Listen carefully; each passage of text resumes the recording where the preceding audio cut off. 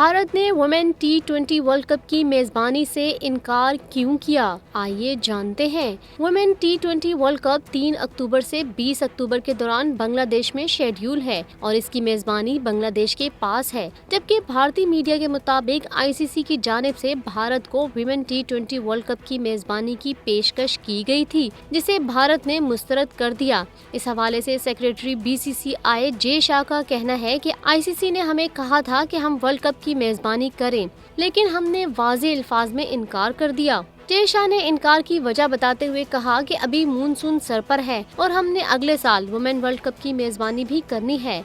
मैं ऐसा कोई इशारा नहीं देना चाहता था कि ये के बाद दीगर वर्ल्ड कप की मेजबानी करेंगे।